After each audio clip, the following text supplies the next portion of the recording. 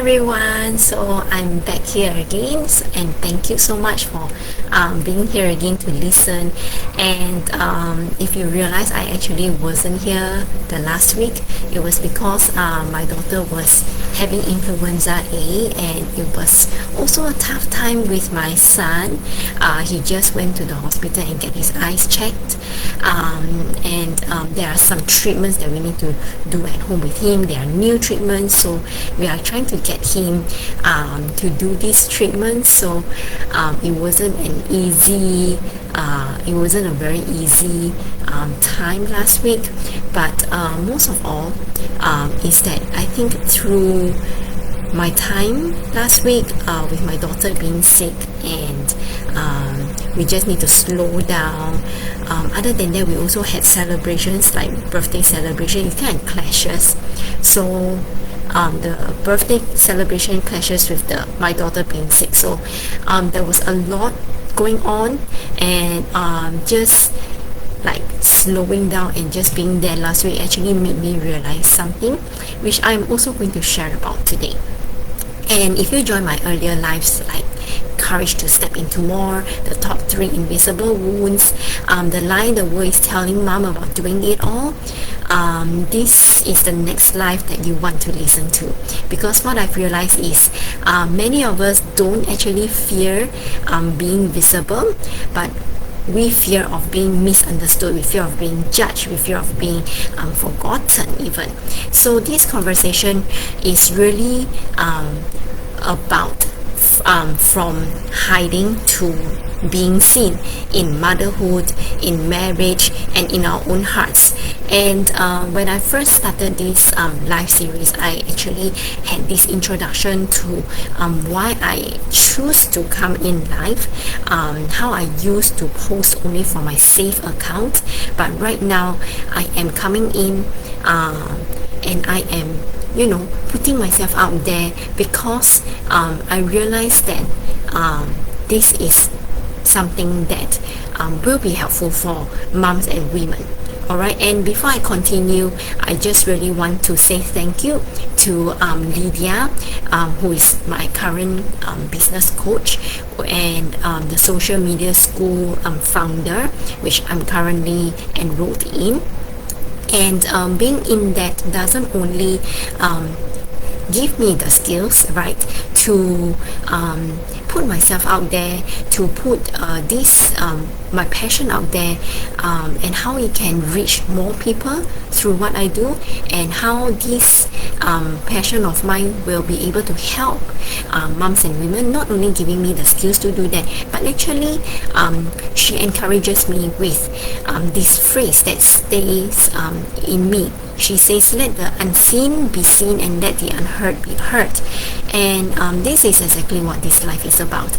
And it's so coincidental, and really thank God for his timing, that he helped me to see how this all resurfaced, right, and how this all was reflected through my not only through my passion here in this business, in this coaching, but rather also in motherhood and in marriage, and especially in my last week when Hannah was sick, and there was celebration as well, and just there were so many things that were happening, and it was so real last week that I'm going to share to you about now as well. So as I've said, I used to post from my safe account only, alright, and because that time I realized that maybe people don't need another voice, maybe people don't want to hear from me, or maybe what I say is probably not even going to be life-changing, or maybe they will be thinking like I'm a fraud, or I'm here and I don't know what I'm talking about.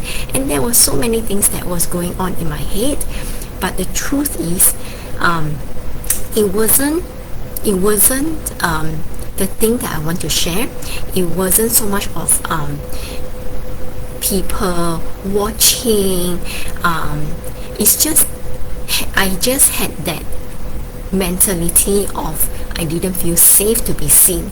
And when I actually finally went live, I had to clear like before I go on live, I have to clear a lot of mindsets on why am I feeling unsafe to be seen, why am I feeling the fear of being judged and everything. My first live, I was still shaky. Alright, right now, am I shaky? I'm not sure. Maybe I am still. I had my script written out. I do still have my script written out, and sometimes I refer to it. Sometimes I will give my own examples or say things that I want. I add on spontaneously, and I realized that it wasn't the perfection in what I say, but rather the truth and the raw honesty that I say. All these truth and honest moments, they are actually the connection. And what really amazed me was at the end of my life, I had moms and friends or even my ex-students messaging me. What they said is totally the opposite of what I thought would happen in the past. I always thought that maybe people would think that I'm a fraud, people would think that I don't know what I'm talking about, or people would ignore me, or but I had really wonderful messages coming back, saying that they encourages me, and they can see how where my heart is and how I've grown. And some also say that, wow, you're saying things that I couldn't have said, or you're saying things that actually make so much sense, and I'm learning from you. And there are so many beautiful messages like that. There are also people who told me that I'm so glad that you're so true and so honest about it. And this is where I realized that when I come on to online to share this life, it's not so much of vanity to put myself out there just to look pretty, but it is a service. It is really something that I want to do to bring this passion, to bring this message out to all of you, right? To moms, to women, and even if men, if you resonate with this is for you too. And this service is how I would love to help you realize that we can remind each other we are not alone. We can remind each other that we are enough, right? And also want to bring you to understanding why sometimes you are just more comfortable staying in the hidden rather than putting yourself out there. I was once a leader in many different areas, in school or in church ministry. I hate a lot of events, and I'm always out there, putting myself out there. But there is a moment in time where I think I was burnt out, I was exhausted, and I just want to stay here. I just want to do all the back end things. And from then onwards, I just kept hiding myself. And that was something that I these few years have learned to uncover of why this have happened, why I choose to step back and actually really shut myself out from being committed to so many things again. And that aside, alright, so now I've come back to sharing my truth, being out there, helping and serving again. And even with that, sometimes these wounds, they will still resurface when you say that, hey, I want to step out again, I want to be courageous, I want to make a difference, I want to, or whatever that you want to do, right? In my case is this, to be visible, to be of service again, but for others it might be something else. And sometimes these things, they resurface in different areas as well. You might be able to say that, hey, I'm so good at handling this part of me right now, but sometimes the invisible wound will appear again in other area. Maybe it's not through your business area, but in motherhood or in marriage or in your career. Alright, so this truth actually came alive for me recently again, not just in business sense, but just last week when Hannah was sick. alright, and she was having fever on and off for a few days. That time we didn't even know that it was influenza A, and in influenza, I just realized influenza A, alright, and we thought that when she was better, we actually even had celebration. She was off fever for 3 days, and but when she was sick, alright, Wen Jun, my husband, has been the one staying with her through the night, through the whole day, staying right next to her. And then when she's resting, he will just sit there with her as well, doing his work next to her. And when there's a chance, he will go and cook and clean and manage everything. And he was so into everything that even when Hannah is sick, everything else is still so well managed. What I only had to do was just to take care of Nathan when there's a need to. If not, Nathan will stay at home. But there are times when he just can't stay at home, so I had to bring him out so that Wen Jun and Hannah will get a better rest, and so that Nathan will also have his has his needs met as well, to go out, to be active, to be free, instead of staying home and asking him to keep quiet because Hannah needs the rest, which he does do that, but there's a limit to, and so I had to bring him out. But through it all, I think that Wen Jun had put in so much care for Hannah. He really stayed by her, and he even managed everything at home, right?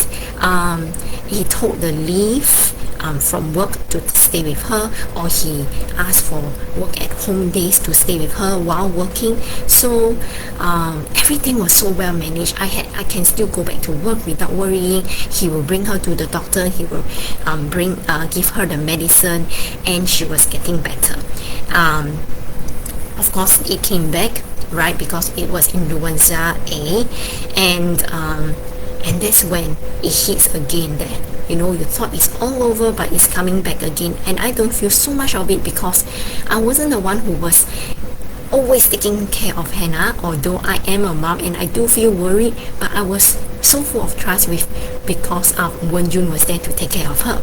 However, one evening when Hannah was still sick, Wen Jun looked really, really tired, and I asked him if he's okay, and he said that I'm really tired. He actually told me I'm really tired, and this kind of gave me a deja vu moment because in the past, when he tell me he is tired, it will actually trigger me. In my mind, it will fill me with thoughts like, you are tired, then what about me? I'm tired too.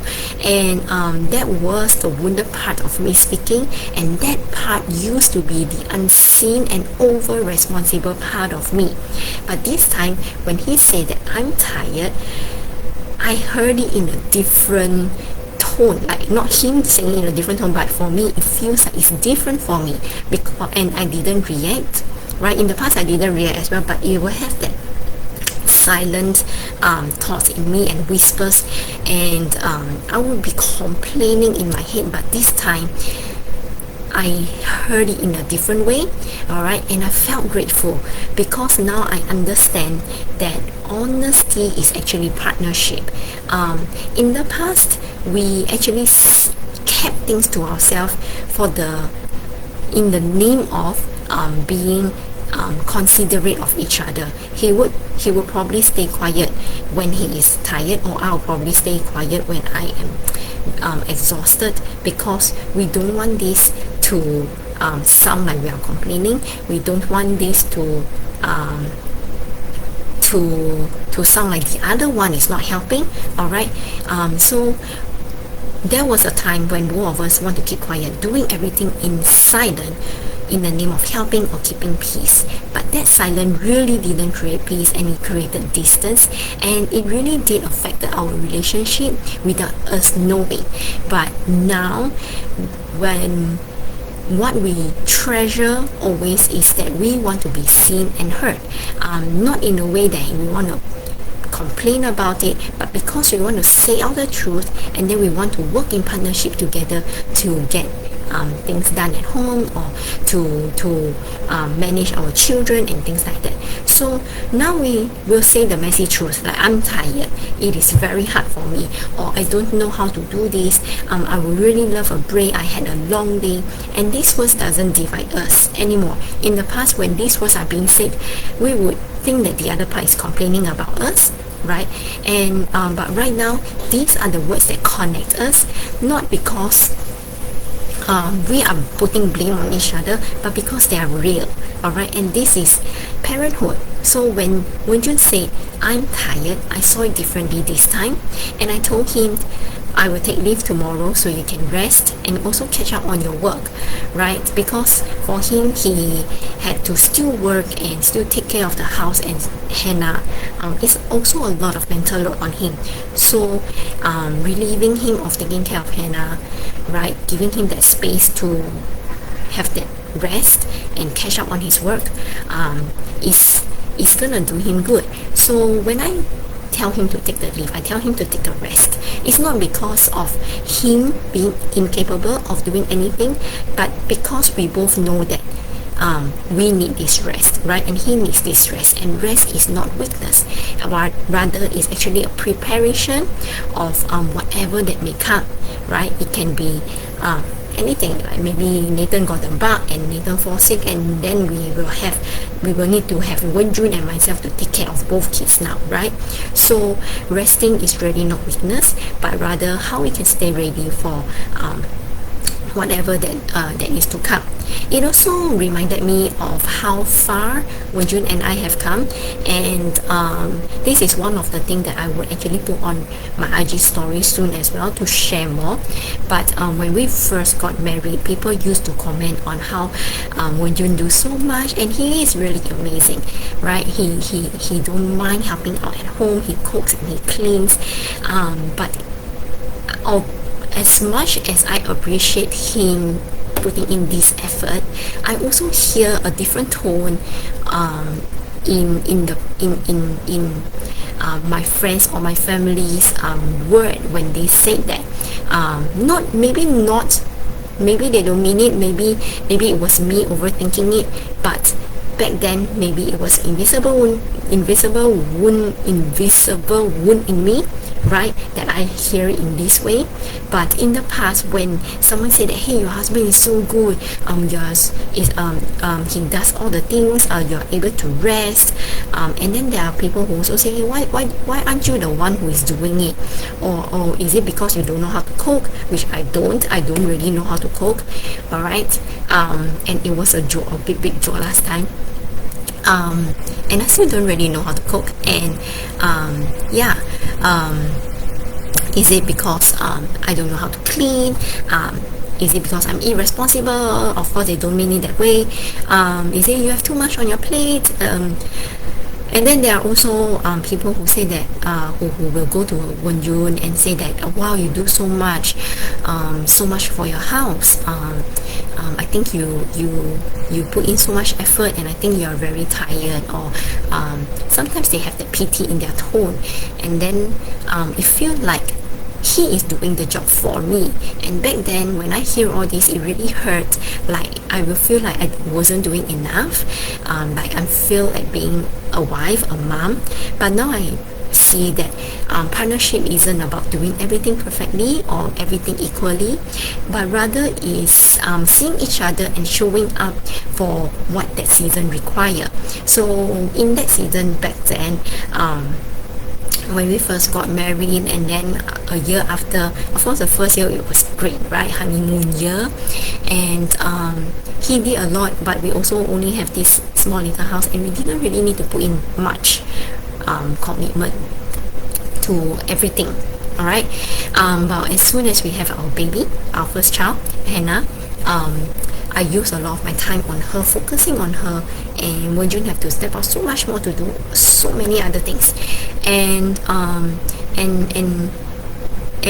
often they don't comment on mom doing these things, but rather when a dad do these things, it was a big celebration. It was like, wow, he's so good and things like that, right? So back then, it does already affect me, right? But then in that season, he always stood up for me. He know how I care for Hannah.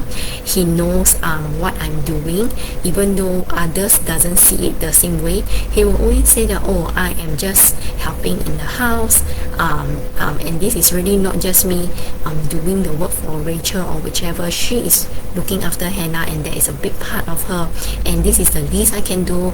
And he has always assured me of the things that I am doing. And so in that season, I was caring for Hannah, and he cared for the home and for me. We were both carrying the family, just in different ways. And it's just our different way to commit to love each other and with the family. So, and that's really what being seen and heard in marriage is really like. It's not one person sacrificing in silence, but rather two people speaking honestly and listening openly, and finding a rhythm together. It might not be perfect, and it's usually not, right? But it's real, and that's also where connection begins. So I also have many more to share, but I will stop here for now. And as I have always said in my previous life as well, I'm preparing more contents, especially more structured ones, and more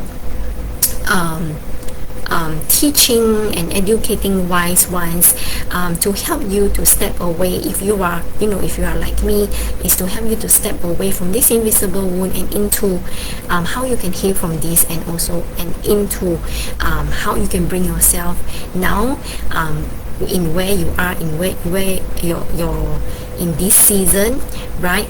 How you can still have that calmness, have that joy, have that fulfillment, have that wholeness, no matter what comes your way. Sometimes you think that you are healed and you are able to handle so many things, but sometimes another thing hit, right? And then how are you going to maintain that and still able to carry on, and still able to have the joy and the wholeness and peace and calmness in you?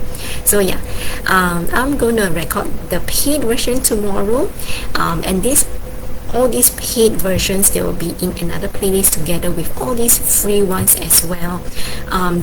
Right now, whatever that I'm sharing here, they will also go up to YouTube, right? So you can still listen to the replay. But if you want a deeper version, if you want to dive in, to have more ways to in the system of how our body can reset and reconnect, then you can always message me.